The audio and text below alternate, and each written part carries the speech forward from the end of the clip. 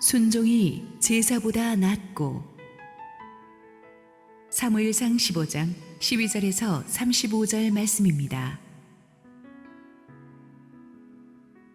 사무엘이 사울을 만나려고 아침에 일찍이 일어났더니 어떤 사람이 사무엘에게 말하여 이르되, 사울이 갈멜에 이르러 자기를 위하여 기념비를 세우고 발길을 돌려 길갈로 내려갔다 하는지라. 사무엘이 사울에게 이른즉 사울이 그에게 이르되, 오라건대 당신은 여호와께 복을 받으소서. 내가 여호와의 명령을 행하였나이다 하니, 사무엘이 이르되, 그러면 내 귀에 들려오는 이 양의 소리와 내게 들리는 소의 소리는 어찌 됨이니까 하니라. 사울이 이르되, 그것은 무리가 아말렉 사람에게서 끌어온 것인데 백성이 당신의 하나님 여호와께 제사하려 하여 양들과 소들 중에서 가장 좋은 것을 남김이요 그 외의 것은 우리가 진멸하였나이다 하는지라. 사무엘이 사울에게 이르되, 가만히 계시옵소서. 간밤에 여호와께서 내게 이르신 것을 왕에게 말하리이다 하니, 그가 이르되 말씀하소서. 사무엘이 이르되, 왕이 스스로 작게 여길 그때에 이스라엘 지파의 머리가 되지 아니하셨나이까.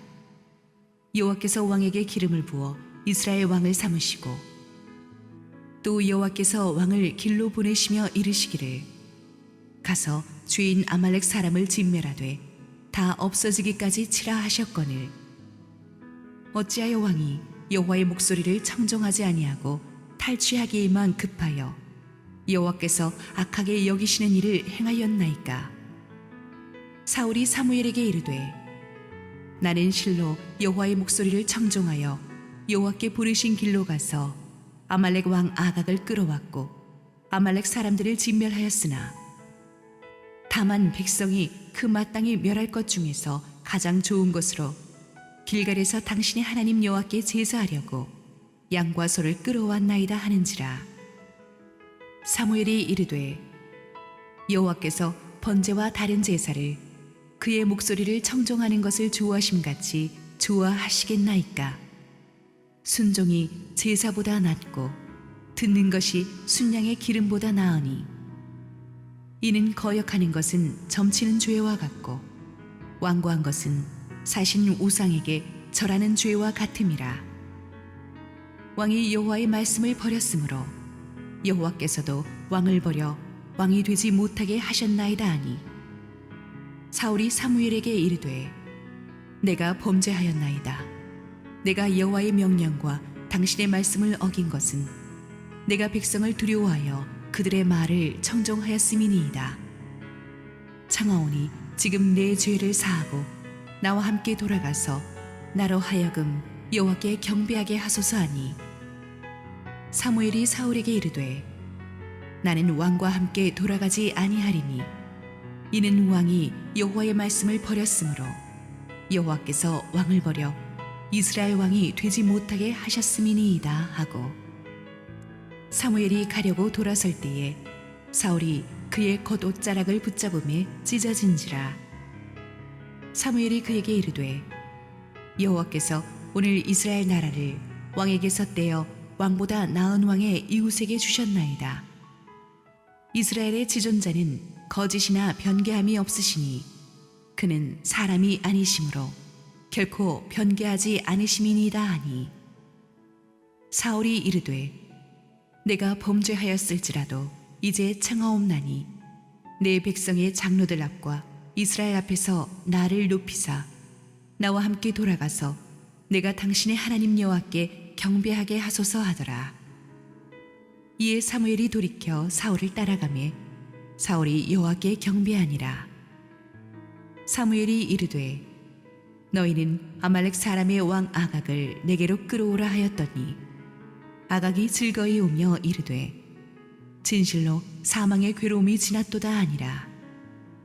사무엘이 이르되, 내 칼이 여인들에게 자식이 없게 한 것 같이 여인 중 내 어미에게 자식이 없으리라 하고, 그가 길갈에서 여호와 앞에서 아각을 찍어 쪼개니라. 이에 사무엘은 라마로 가고 사울은 사울 기브와 자기 집으로 올라가니라. 사무엘이 죽는 날까지 사울을 다시 가서 보지 아니하였으니 이는 그가 사울을 위하여 슬퍼함이었고 여호와께서는 사울을 이스라엘 왕으로 삼으신 것을 후회하셨더라. 할렐루야. 우리 하나님께 감사와 영광의 박수 올려드리겠습니다. 축복된 주일, 지금 온라인 생방송으로 원근 각처에서 예배하고 계신 국내 모든 성도님들에게 하나님의 은혜가 충만하게 임하기를 소원합니다. 우리 이제 또 추석 연휴가 다가오는데요. 올해는 코로나 때문에 많이 이동도 못 하시겠지만 가족들끼리 만나셔서 축복된 연휴 건강하게 잘 보내시기를 축원합니다. 우리 하나님의 말씀을 듣기 전에 함께 한번 기도하겠습니다. 사랑의 아버지, 은혜를 감사합니다. 이 아침에 마음을 활짝 열고 주께 나온 사랑하는 백성들을 축복하시고 어디에 있든지 예배하는 그 자리가 하나님의 임재하는 자리가 되게 하시고 주 음성 듣고 새 힘 얻게 하옵소서. 예수님 이름으로 기도했습니다. 아멘. 지난주 본문에서 우리는 사울이 아말렉과의 전쟁에서 큰 승리를 거두고도 하나님의 마음을 몹시 아프시게 한 안타까운 장면을 살펴보았습니다. 그것은 사울이 반쪽짜리 순종을 했기 때문이죠. 아말렉의 모든 사람과 가축을 다 진멸하라는 하나님의 명령을 어기고 아말렉 왕 아각과 또 좋은 가축들을 다 남겨두었습니다. 견물생심이라고 좋은 것들을 보니까 욕심이 동해서 그랬을 것입니다. 하나님께서는 반쪽짜리 순종을 하는 사울을 보면서 너무나 마음이 아프시고 실망하셨습니다. 하나님의 이런 아픈 마음을 듣고 사무엘도 밤새 잠 못 이루며 기도했습니다. 꼭 사울을 위해서만은 아니었습니다. 사울은 왕이었기 때문에 사울의 실패는 이스라엘 민족 전체의 재앙으로 이어질 수도 있었기 때문에 눈물로 기도한 것입니다. 우리가 지도자를 위해서 기도해야 되는 이유가 이것입니다. 지도자 그만을 위해서가 아니라 그로 인해서 온 백성 전체가 휘청일 수도 있기 때문에 우리는 나라와 민족을 위해서 기도할 때 꼭 지도자를 위해서 기도해야 되는 거예요. 12절 읽습니다. 사무엘이 사울을 만나려고 아침에 일찍이 일어났더니 어떤 사람이 사무엘에게 말하여 이르되 사울이 갈멜에 이르러 자기를 위하여 기념비를 세우고 발길을 돌려 길갈로 내려갔다 하는지라. 밤새 한숨도 못 자고 가슴을 쥐어뜯으며 기도한 사무엘이 이제 사울과 이제 대면하려고 만나러 갔는데 사울이 진영이 없는 거예요. 아니 이 아침에 어디 갔냐고 물어봤더니 부하가 설명해 주는데 기가 찬 말을 합니다. 왕께서 일찌감치 갈멜에 가셔서 자기를 위한 기념비를 세우러 갔다는 거예요. 여러분, 갈멜이 어떤 곳입니까? 오래전에 사울을 하나님께서 왕으로 은혜로 세워주신 곳인데 예배의 자리 갈멜에 가가지고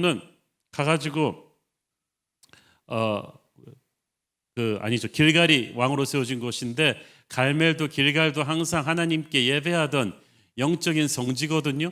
그런데 거기에 가서 뭘 했냐 하면 자기의 이름을 높이는 기념비를 세우러 갔다는 거예요. 전쟁에서 승리했으니까 아마 다른 왕들이 하듯이 기념비를 세웠겠죠. 이집트의 바로 왕들도 피라밋을 세우듯이 큰 전쟁의 승리를 기념하며 기념비를 세우러 간 거예요. 그런데 이 전쟁의 승리는 사울의 힘으로 한 게 아니잖아요.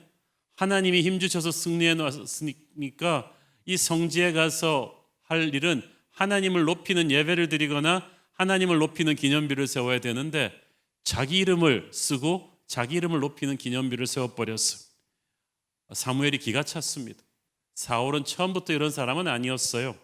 20년 전에 처음 왕이 됐을 때만 해도 사울은 하나님께 승리 후에는 감사의 제사를 드렸던 사람입니다. 그런데 20년의 세월 동안 왕위에 있으면서 사람이 변해버렸네요.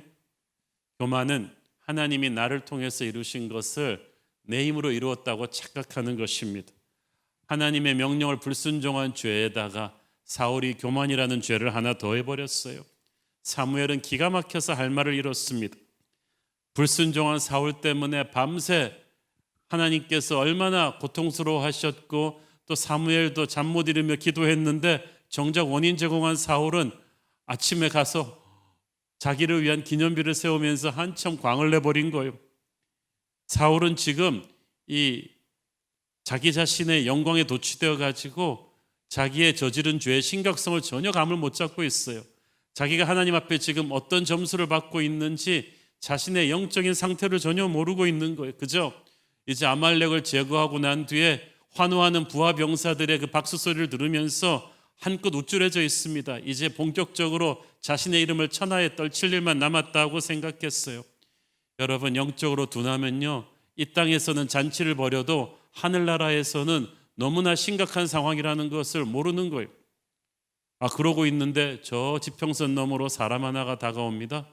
가까이 오면서 보니까 사무엘 선지자예요. 그리고 사무엘의 표정을 보는데 날이 시퍼렇게 서 있어요. 사울은 그 순간 가슴이 철렁했습니다. 13절 읽습니다. 사무엘이 사울에게 이른즉 사울이 그에게 이르되 원하건대 당신은 여호와께 복을 받으소서 내가 여호와의 명령을 행하였나이다 하니. 누가 물어봤냐고요. 그런데 도둑이 제발 저린다고 저 하나님의 명령 다 했는데요? 웬일이세요? 라고 그냥 엉겁결에 말해버린 거예요. 거짓말이죠. 사울은 불순종과 교만에 이어서 거짓말의 죄까지 더하고 있습니다. 다짜고짜로 자기는 하나님 명령대로 다 했기 때문에 잘못이 없다는 사울을 보면서 사무엘은 기가 찼습니다. 움직일 수 없는 물증을 보여주는 수밖에 없었죠. 14절 읽습니다. 사무엘이 이르되 그러면 내 귀에 들려오는 이 양의 소리와 내게 들리는 소의 소리는 어찌 됨이니까 하니라. 어떻게 입에 침 하나 안 바르고 거짓말을 합니까? 하나님의 명령대로 모든 생명을 진멸시켰더라면 이 양소리 소소리는 뭐냐는 거예요. 어떤 학자는 말합니다. 사울이 자신의 양심을 속이고 하나님을 속이니까 짐승들이 사울의 죄악을 소리쳐 고발하게끔 하나님이 그 시간에 짐승들을 다 울리셨다고. 죄를 지은 것보다 더 나쁜 거는 죄를 부인하는 거죠. 하나님은 그렇지만 반드시 죄를 드러내십니다. 물증이 너무 확실하게 드러났으니까 이제 사울은 말문이 막혔잖아요. 그쯤 됐으면 아이고 제가 잘못했습니다. 죽여주십시오 라고 회개했으면 그래도 상황이 풀릴 수가 있는데 이 사울이 정신을 못 차렸어요. 말도 안 되는 궁색한 변명을 하기 시작합니다. 15절 읽습니다. 사울이 이르되 그것은 무리가 아말렉 사람에게서 끌어온 것인데 백성이 당신의 하나님 여호와께 제사하려 하여 양들과 소들 중에서 가장 좋은 것을 남기며 그 외의 것은 우리가 진멸하였나이다 하는지라. 정말 비겁한 리더죠. 내가 한 게 아니고 부하들이 해버렸네요. 어떻게 하면 좋아요? 그러면서 책임을 부하들에게 툭 전가해 버립니다. 그런데 상식적으로 절대 권력자인 사울이 허락하지 않았는데 부하들이 그걸 했겠어요? 설사 그렇게 했다 할지라도 사울이 진짜 하나님의 말씀을 중히 여기는 사람이었다면 현장에서 부하들을 꾸짖고 바로잡았겠죠. 이것은 최고 지도자인 사울이 방조하거나 주도하지 않고서는 불가능한 일입니다. 그게 뻔한데도 손바닥으로 하늘을 가리려는 듯 사울은 이건 내가 한 게 아니고 부하들이 했다는 거예요. 나중에 사무엘이 좀 더 강하게 사울을 질책하니까 그때도 사울은 잘못을 인정하면서 좀 더 강하게 부하들 핑계를 대죠. 24절 보십시오. 사울이 사무엘에게 이르되 내가 범죄하였나이다. 내가 여호와의 명령과 당신의 말씀을 어긴 것은 내가 백성을 두려워하여 그들의 말을 청종하였음이니이다. 청종은 윗사람한테 순종할 때 쓰는 말이에요. 그 말은 사울이 백성을 다스린 게 아니고 백성들이 하자고 강압을 해가지고 자기가 어쩔 수 없이 그냥 끌려갔다는 뜻이에요. 자기 스스로 본인이 리더십이 없다는 걸 지금 증명한 거잖아요. 선악과를 따먹고 나서 하나님 앞에 가가지고 하나님이 주신 이브 때문에 제가 따먹었어요 라고 말하는 비겁한 아담의 모습이에요. 여러분, 우리는 리더를 책임자라고 부릅니다. 그 말은 그가 책임을 지는 자지 책임을 전가하는 사람이 아니란 뜻이에요. 책임지기 싫다면 지도자 하면 안 되죠. 가장 비겁한 지도자가 잘못을 인정하지 않고 그 잘못을 부하들한테 떠넘기는 사람입니다. 그가 하나님이 기름 부으신 지도자가 분명했다면 백성들이 서로 그렇게 하자고 해도 꾸짖고 설득해서 하나님의 길로 가도록 했어야만 했습니다. 그런데 그렇게 하지 않았어요. 이건 아무리 봐도 사울 자신의 욕심과 백성들의 욕심이 부합한 거라고 밖에는 볼 수가 없어요. 그런데 막상 사무엘의 질책을 받으니까 어마 뜨거라 그러면서 백성들한테만 책임을 전가한 것입니다. 여러분, 예나 지금이나 이렇게 비겁한 지도자들이 많습니다. 단 몇 명이라도 다스리는 지도자라면 결코 이렇게 비겁해서는 안 되는 거예요. 하나님 앞에 지도자로서 자신이 저지른 잘못을 정직하게 인정하고 회개할 줄 알아야 그게 진짜 리더인 거예요. 그래야 하나님이 살 길을 열어주시는 거예요. 그런데 그렇게 하지 않고 비겁하게 책임 전가하는 사울 같은 비열한 지도자들이 지금도 얼마나 많아요. 15절에서 보니까 사울은 애꿎은 부하들한테 책임 전가한 것이 미안했는지 또 턱도 없는 거짓말을 거기다 덧붙이죠. 백성들이 이 짐승들을 살려온 것은 당신의 하나님께 제사하기 위해서입니다. 접입가경이라고 이제는 하나님 이름까지 팔아요. 진짜 하나님 위해서 그랬단 말이에요. 자기들 욕심대로 끌어와 놓고 들키니까 언급궤를 둘러대는 게 이거 하나님께 헌금하려던 거예요. 이게 무슨 턱도 없는 거짓말입니까? 도둑질 해놓고 나서 걸리니까 헌금하려고 그랬어요 라는 거 똑같은 거예요. 옛날에 진짜 그런 분 얘기를 들었어요. 어떤 교회에서 목사님한테 이 도박을 아직도 끊지 못한 분이 계셨는데 그분이 하는 말이 뭐냐 하면, 목사님, 제가 저 잘 먹고 잘 살자고 도박하는 게 아닙니다. 건축헌금을 하고 싶은데 아무래도 제가 가진 돈으로는 모자라니까 화끈하게 한 판 따서 헌금하려고 한다는 거예요. 여러분, 그게 씨알이 먹히는 말입니까? 하나님이 어찌 거룩하지 않게 모은 헌금을 이렇게 받으시겠어요? 자기가 저지른 죄를 부하들에게 떠맡기는 걸 모자라가지고 하나님의 이름까지 파는 사울의 모습이 얼마나 비참한지 모르겠어요. 사울은 자기 편한 식으로 생각했어요. 하나님의 말씀대로 아말렉을 멸망시켰으니까 이제 된 거 아니냐고 생각했어요. 그런데 아말렉을 멸망시키긴 했지만 그 과정에서 반쪽짜리 순종을 했죠. 아말렉의 왕과 좋은 가축들은 다 살려두었어요. 여러분, 반쪽짜리 순종은 순종이 아닙니다. 왜 그러냐 하면요, 소금물을, 왜 우리가 소금물이라고 해요? 거기가 염분이 100%라고 소금물이 아니에요. 염분이 10%만 돼도 소금물인 거예요. 90% 순종에다가 10% 불순종만 섞어도요, 그거 불순종인 거예요. 사울이 불순종한 이유는 욕심 때문이었어요. 아각 왕을 살려둬야 자기가 백성들 앞에서 이 승리의 퍼레이드도 하면서 폼도 잡고, 아각 왕을 살려둬야 아각 왕을 통해서 아멜렉의 그 엄청난 보물창고의 위치도 파악을 하고, 또 최상품 가축들을 살려둬야 그거들을 좀 부하들한테 전리품으로 쫙 나눠줌으로써 리더로서 좀 가호도 살리고, 이런 계산이 사울에게 있었던 거예요. 본심은 그런 것이었는데 들키니까 하나님께 제사 드리려고 그랬다. 얼마나 새빨간 거짓말입니까? 하나님의 영이 떠난 리더는요, 이렇게 끊임없이 거짓말에 거짓말을 더하면서 물증이 뻔히 나왔는데도 말을 바꾸고 책임 전가하고 자기는 뒤로 숨는 추한 모습을 보입니다. 이 과정에서 이미 사울은 리더의 권위를 상실한 거예요. 거짓말하는 리더, 책임지지 않는 리더, 회개할 줄 모르는 리더는요, 이미 리더십의 권위를 잃어버렸어요. 온 세상이 다 아는데 자기만 몰라요. 죄를 은폐하려 하고, 남에게 책임 전가하고, 거짓말하고, 에덴 동산에서 선악과를 따먹고 계속 책임을 회피하는 아담과 이브와 똑같아요. 이런 식의 비겁한 자기 합리화, 자기 변명, 제대로 된 하나님의 사람이라면 결코 해서는 안 되죠. 상황을 더 악화시키는 거예요. 사울의 이런 비열한 모습을 보면서 사무엘이 머리끝까지 화가 났습니다. 16절에 보면 사무엘의 인내심이 폭발합니다.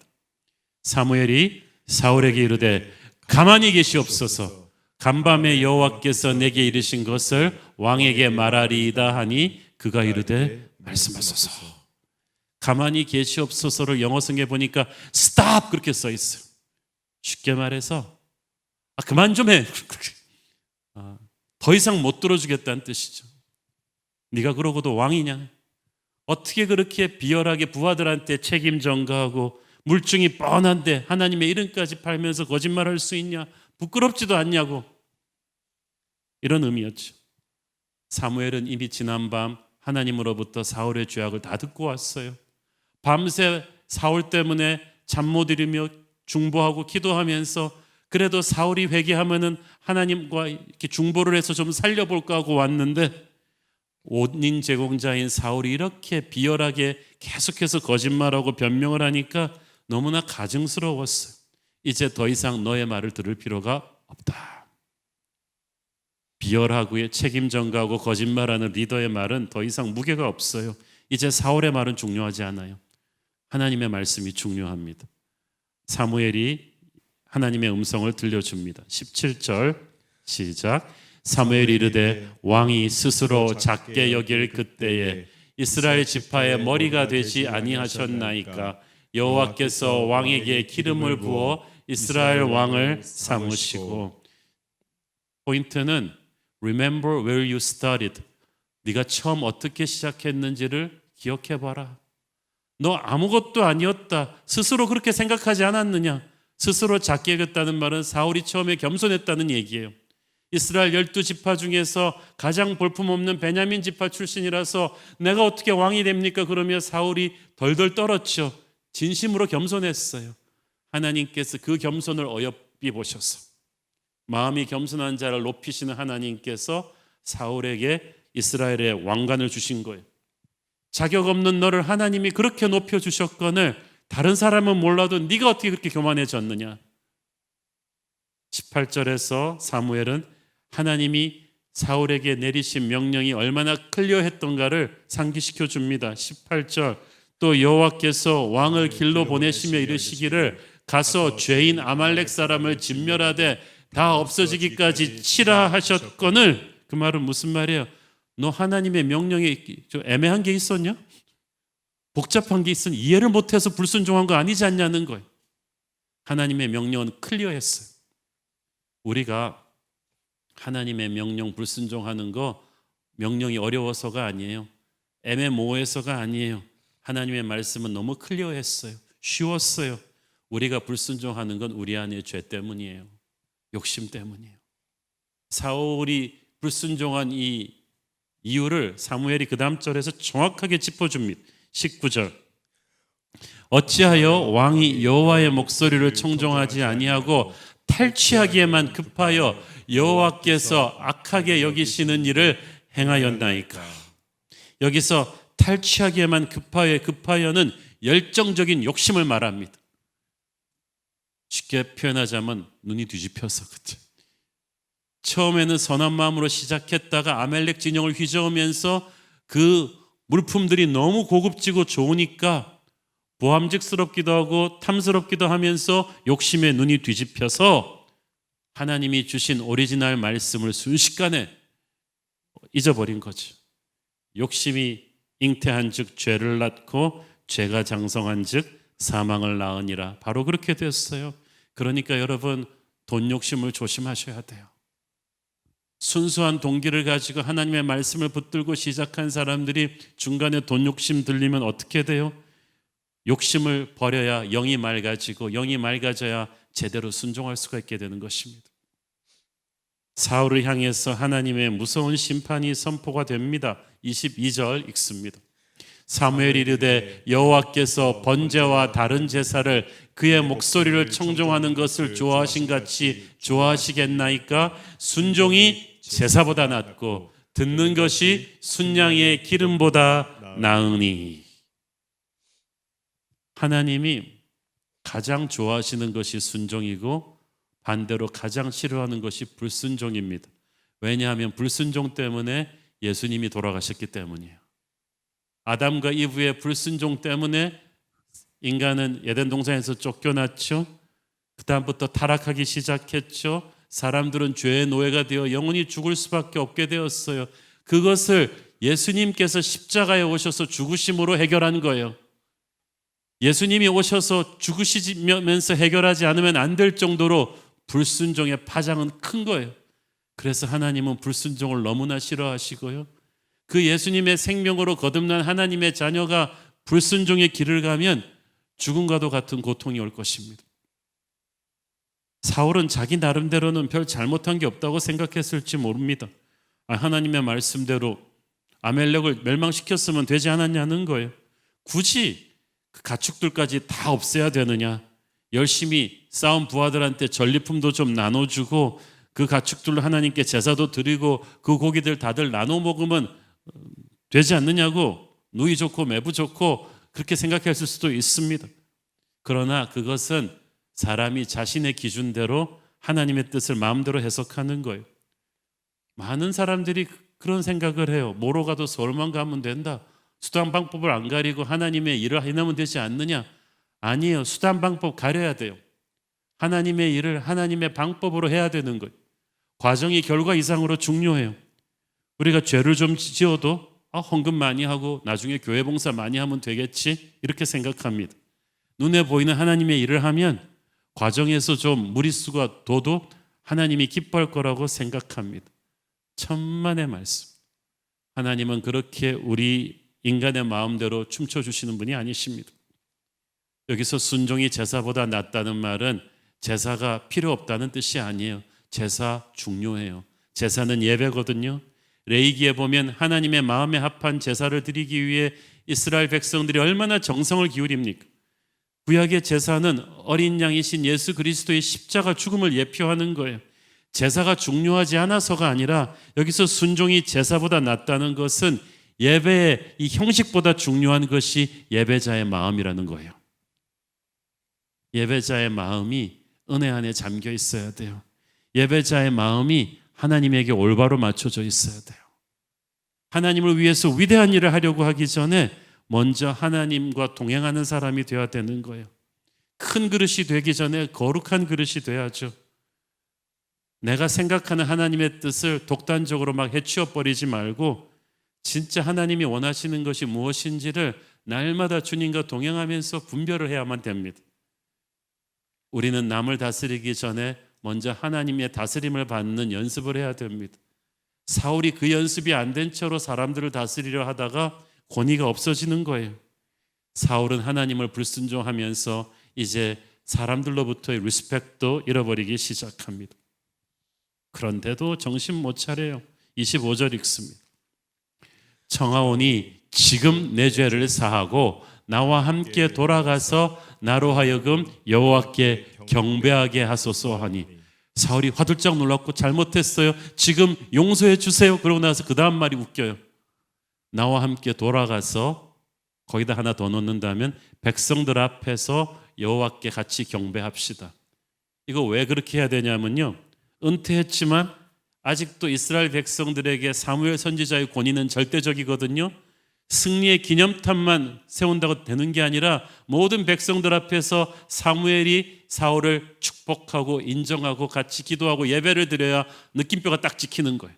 그래야 하나님이 기름 부어 쓰시는 우리의 왕 사울, 그 시나리오가 딱 완성이 되는 거예요. 그러니까 지금 사울은 자기가 하나님의 마음을 얼마나 아프게 했는지, 그래서 회개하는 데 관심이 있는 게 아니라 백성들 앞에서 자신의 체면을 유지하는 데도 관심이 있는 거예요. 그러니까 사무엘이 기가 차죠. 아직도 이 사람이 사태의 심각성을 깨닫지 못하고 있구나. 26절, 드디어 사무엘이 완전히 폭발해 버립니다. 사무엘이 사울에게 이르되 나는 왕과 함께 돌아가지 아니하리니 이는 왕이 여호와의 말씀을 버렸으므로 여호와께서 왕을 버려 이스라엘 왕이 되지 못하게 하셨음이니이다 하고 23절에 했던 말을 다시 강조해 줍니다. 네가 아까 잘 못 들은 것 같은데 네가 여호와의 말씀을 버렸기 때문에 하나님께서 너를 버릴 것이다. 그 결과 너는 이스라엘의 왕이 되지 못할 것이다. 여기서 버렸다는 말을 영어 성경에서는 you rejected, 거절했다는 뜻이, 내쫓았다는 뜻이. 사울이 너무 독선과 자아가 충만해가지고 자신의 마음의 왕자에서 하나님의 말씀을 내쫓은 거예요. 그 결과 하나님도 사울을 하나님의 임재 앞에서 내쫓아 버렸어요.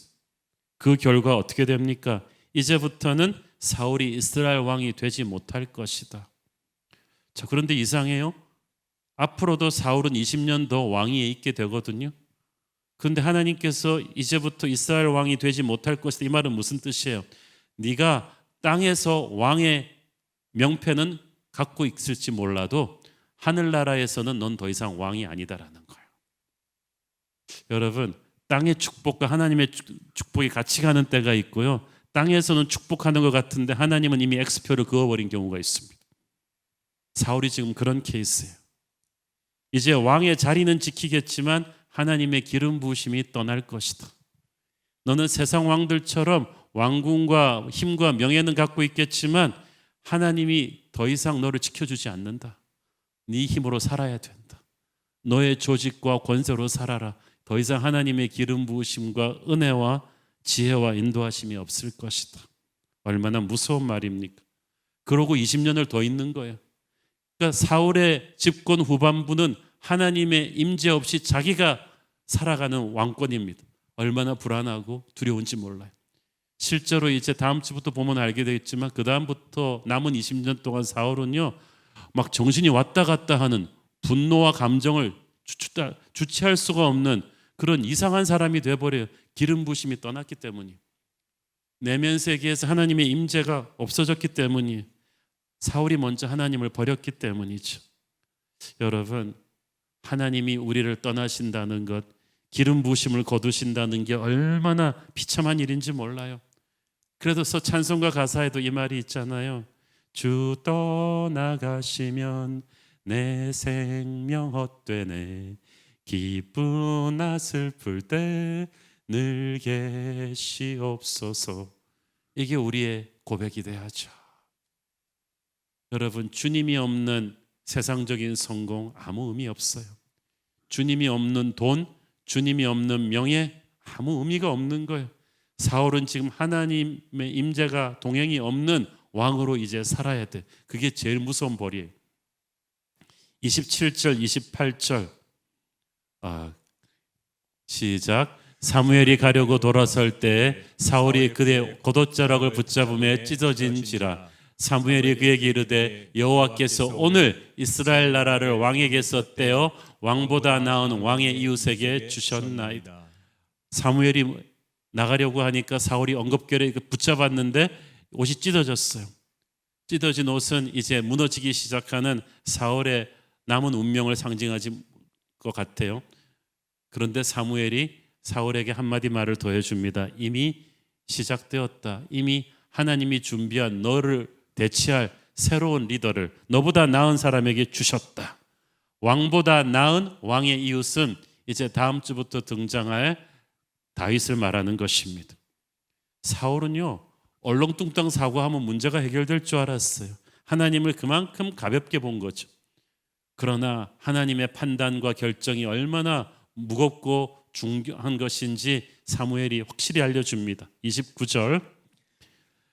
이스라엘의 지존자는 거짓이나 변개함이 없으시니 그는 사람이 아니심으로 결코 변개하지 않으심이니이다 하니. 변개한 건 왔다 갔다 한다는 거예요. 마음을 바꾼다는 거예요. 사울 너는 이 땅의 지도자이기 때문에 거짓말투성이에다가 왔다 갔다 하지만 하나님은 거짓이 없으시고 결정하신 것을 바꾸시지 않는다. 이미 너의 운명은 끝난 것이다. 그런데도 사울이 정신 못 차려요. 30절 보세요. 사울이 이르되 내가 범죄하였을지라도 이제 청하옵나니 내 백성의 장로들과 앞과 이스라엘 앞에서 나를 높이사 나와 함께 돌아가서 내가 당신의 하나님 여호와께 경배하게 하소서 하더라. 아직도 사울은 하나님 앞에 회개할 생각 안 하고 백성들 앞에서 그래도 내 체면 좀 세워주세요. 그거예요. 설문조사, 여론조사, 지지율이 너무나 중요한 거예요. 그게 자기의 힘의 근원이 아닌데 가엾게도 사울은 사람들이 어떻게 생각할까, 인기 떨어질까 그 생각하는 거예요. 진정한 유침이 없어요. 하나님 앞에서 회개하고 통곡함이 없고 백성들 앞에서 왕의 자리를 유지하는 게 중요했어요. 아직도 피상적인 회개에서 빠져나오지 못합니다. 가장 무서운 실패는 실패해서 아무것도 배우지 못하는 거라고 했는데 사울이 지금 그거예요. 사무엘이 어떻게 반응합니까? 31절에 보면 사무엘이 사울의 간곡한 부탁에 못 이겨 사울과 같이 동행해 줍니다. 그러나 그것은 사울의 체면을 세워주기 위해서가 아니라 사울은 절대 못하는 아주 중요한 나머지 사명 하나를 지금 사무엘이 마무리해야 됐기 때문이었어요. 그 중요한 사명이 뭡니까? 32절 33절 사무엘이 이르되 너희는 아말렉 사람의 왕 아각을 내게로 끌어오라 하였더니 아각이 즐거이 오며 이르되 진실로 사망의 괴로움이 지났도다 하니라. 사무엘이 이르되 네 칼이 여인들에게 자식이 없게 한 것 같이 여인 중 네 어미에게 자식이 없으리라 하고 그가 길갈에서 여호와 앞에서 아각을 찍어 쪼개니라. 사무엘이 해결해야 될 중요한 미션은 바로 사울이 살려놓은 포로 아멜렉 왕 아각을 죽이는 거였어요. 아까 이 아각을 왜 하나님 명령 어기고 살려두었다고 했죠? 아각에게서 뭔가 얻어내려고 딜을 했기 때문이에요. 그러니까 여러분 보세요. 지금 아각은 적국의 포로로 잡혀와 있어요. 그것도 불구대천지 원수예요. 아각의 아멜렉은요, 이스라엘을 엄청나게 수백 년 동안 죽였던 민족이기 때문에 부하들은 전멸하고 아각 혼자 잡혀왔으면, 포로로 잡혀왔으면 덜덜 떨고 있어야 되잖아요. 그런데 사무엘이 사람 보내가지고 아각을 사울 앞으로 끌고 오라 그러니까 아각이 즐거이 왔다 그랬죠. 아, 이제 나 고생 다 끝났어. 영어 성경에 보니까 confidently, 아주 그냥 자신감을 가지고 어깨 쭉 펴고 왔다는 거예요. 포로 주제에 분명히 사울과 사전에 딜이 있었다니까요. 무슨 딜이었겠어요? 뻔하죠. 지난주에 말씀드렸잖아요. 아멜렉의 그 광대한 보물 창고에 그 열쇠를 이 사람은 다 갖고 있는 거예요. 사울이 욕심이 많아가지고 그걸 필요로 한다는 걸 아각이 알아요. 그러니까 사울이 절대 자기를 못 죽일 거라는 걸 알고 있는 거예요. 사울의 욕심 때문에 아각을 못 죽여요. 아각도 그걸 알고 있어요. 그래서 여유를 부린 것입니다. 여러분, 아각이 마귀를 상징합니다. 마귀는 우리 안에서 어깨를 펴고 여유를 부리는 것은 우리 안에 사울이 있기 때문이에요. 욕심 많은 사울이 있어서 그래요. 사울처럼 돈 욕심에 눈이 멀면요, 마귀가 나쁜 줄 알면서도 거래를 해가지고 우리 안에 아각을 살려둔다니까요. 왜냐하면 아각한테서 받을 보물창고가 있거든요. 그런데 하나님께서 결코 그것을 두고 보지 않으시죠. 사울이 못 죽인 아각을 사무엘이 죽입니다. 수많은 생명을 앗아간 너의 죄를 심판한다, 그리고 단칼에 죽여버렸어. 그리고 하나님의 거룩하심을 스스로 드러내셨어요. 사울이 못 죽인 아각을 하나님이 죽이셨듯이 우리 안에 있는 마귀를 우리가 못 죽이면 하나님이 죽일 거예요. 오늘 이 설교를 듣고 있는 분들 중에 아각 살려둔 분들 뜨끔뜨끔 하시죠? 아각이 여러분 안에 왜 살아있어요? 여러분 안에 사울이 있기 때문이에요. 여러분이 딜을 한 거예요. 나에게 보물창고의 키를 다오, 그럼 너를 살려주겠다. 그 욕심을 알고 마귀도 여러분 안에서 여유를 잡고 있지 않습니까? 오늘 결단이 있기를 바랍니다. 거룩이 집행될 때 하나님이 영광 받으시고 여러분 가슴 속에 영적인 혈이 뚫릴 줄로 믿습니다. 우리 안에 이 욕심의 사울이 너무 많아가지고 아각과 동거하고 있는 거예요. 34절 35절 읽습니다. 이에 사무엘은 라마로 가고 사울은 사울 기브와 자기의 집으로 올라가니라. 사무엘이 죽는 날까지 사울을 다시 가서 보지 아니하였으니 이는 그가 사울을 위하여 슬퍼함이었고 여호와께서는 사울을 이스라엘 왕으로 삼으신 것을 후회하셨더라. 사무엘이 얼마나 충격이 컸냐 하면요, 사무엘이 살던 라마하고 사울 왕이 사는 기브아랑 불과 15km밖에 안 떨어져 있어요. 걸어가면 몇 시간이면 갈 수 있는 거리인데 평생 사울의 얼굴을 보지 않습니다. 이 말은 하나님께서 사울의 남은 생애 동안에 사울을 보지 않았다는 얘기죠. 더 슬픈 말은 하나님께서 사울을 이스라엘 왕으로 삼으신 것을 후회하셨다는 거예요. 가슴이 찢어지도록 슬퍼하셨다는 얘기입니다.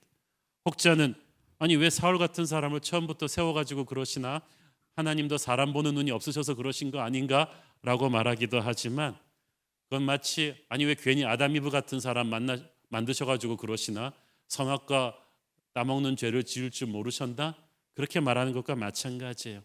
하나님은 망하라고 사람 만드시지 않았어요. 망하라고 사울을 세우신 게 아니에요. 처음에 사울은 겸손했어요. 우리가 배웠잖아요. 어느 부모가 처음부터 자식이 잘못되라고 키웁니까? 하나님은 자신의 형상으로 인간을 만드셨고 자유의지를 주셨고 많은 것을 모든 성공할 수 있는 상황을 갖춰 주셨어요. 인간이 교만해진 거예요. 중간에서 타락한 거예요. 그런데 이게 어떻게 남의 일이겠습니까? 사울은 처음부터 나쁜 사람이 아니었지만 중간에서 욕심의 노예가 되었을 때 타락해 버렸듯이 자칫 방심하면 우리도 제2의 사울이 될 수 있어요. 처음에는 겸손했잖아요. 나름대로 외세의 침략을 물리치고 이스라엘을 지키겠다는 선한 하나님의 비전도 품었어요. 하지만 세월이 흐르면서 하나님 주시는 힘으로 많은 승리들을 거두면서 사울이 조금씩 착각에 빠지기 시작했어요. 황제를 태운 코끼리가 사람들이 절하니까 황제에게 절하는 걸 자기에게 절한다고 착각을 하기 시작한 거예요. 사울은 주변에 사람들도 생기고 돈도 조직도 생기면서 점점 아쉬운 것이 없어져 갔어요. 사람 생기고 돈 생기고 조직 생기니까 기도하는 시간 대신에 회의하는 시간을 더 많이 늘려야 된다고 생각했어요. 기도하는 시간보다 전문가 컨설팅을 더 많이 받았어요. 하나님은 사라지고 일이 남은 거예요. 어느 순간부터 사울은 자기의 힘으로 뭔가 보여줘야 된다는 일중심의 지도자가 되어가고 있었습니다. 이 세상의 모든 문제를 자기가 해결해 줘야 된다는 구세주 컴플렉스에 빠져갔어요. 그러다 보니까 마음이 항상 조급해요. 불안해요. 피곤해요.